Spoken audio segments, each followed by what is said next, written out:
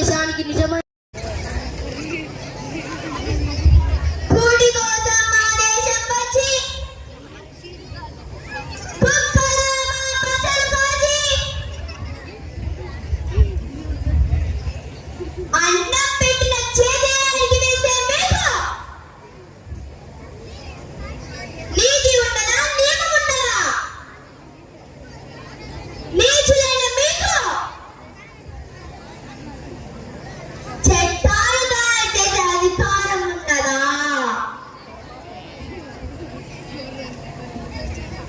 ఏమిటి?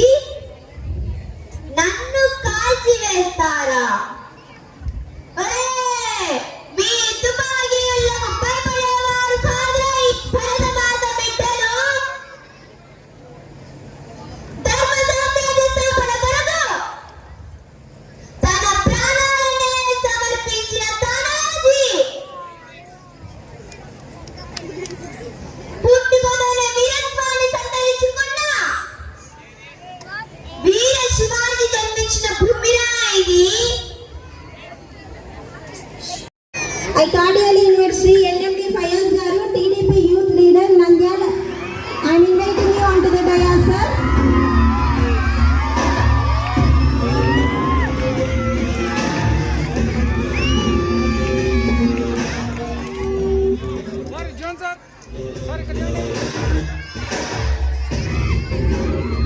వేదికను అలంకరించిన పెద్దలకి, రామకృష్ణారెడ్డి సార్ గారికి, చైర్మన్ గారికి,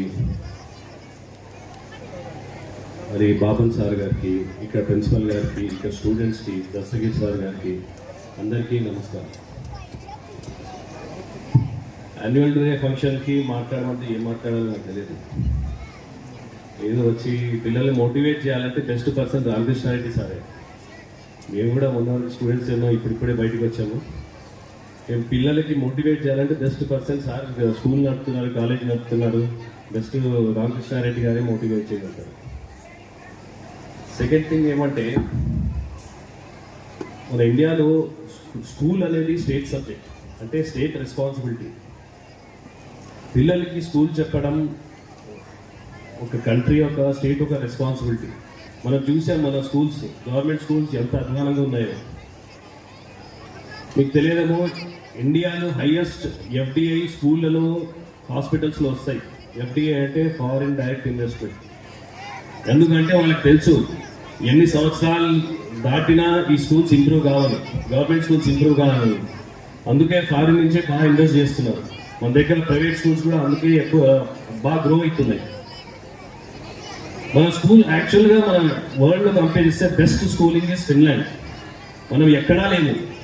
మన గవర్నమెంట్ స్కూల్స్ కావు, ప్రైవేట్ స్కూల్స్ కూడా ఎక్కడ లేము.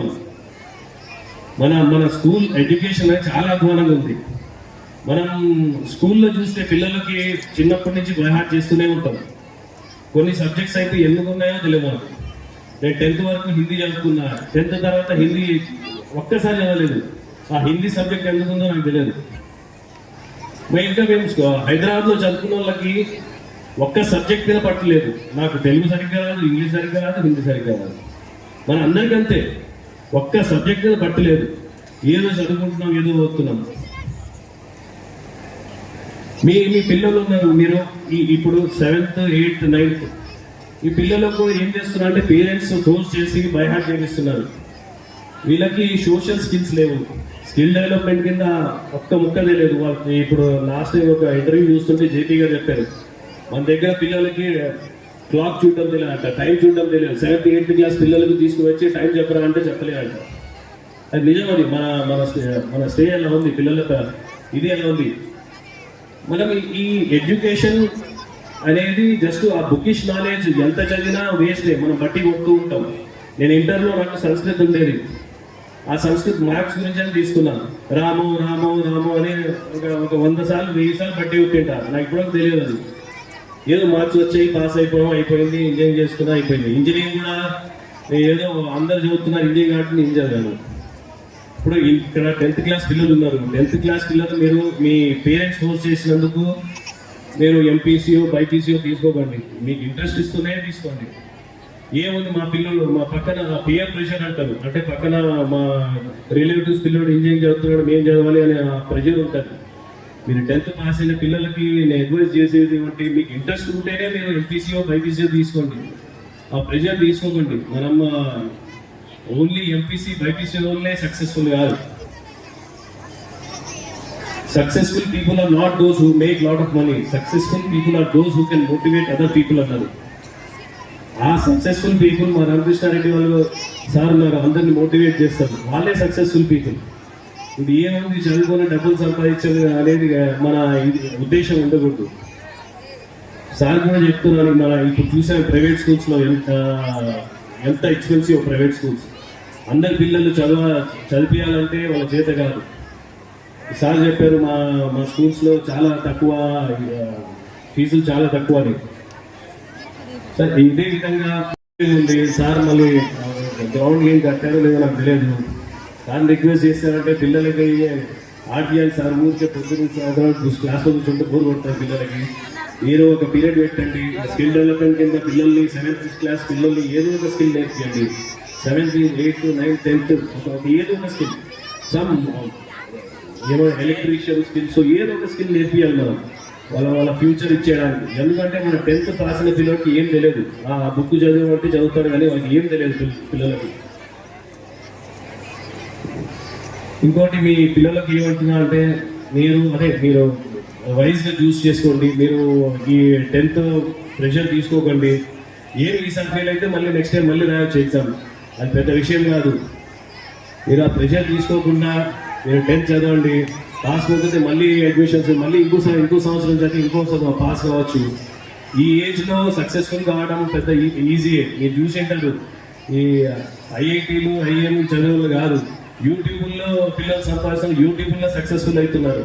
మీరు కూడా ప్రెషర్ తీసుకోకండి, అస్సలు ప్రెషర్ తీసుకోకండి. 10th పాస్ అయితే చాలు.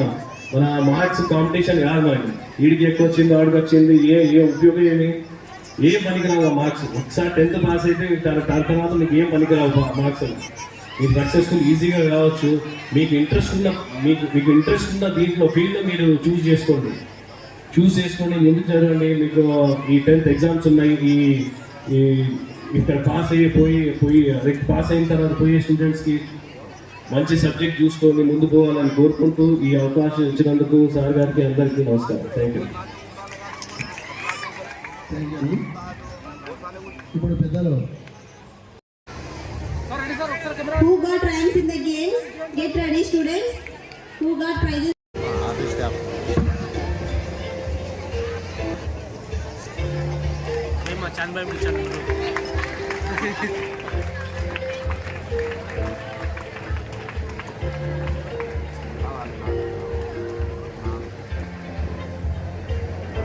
నా కొంచెం సెట్టింగ్ చేయనా, సెట్టింగ్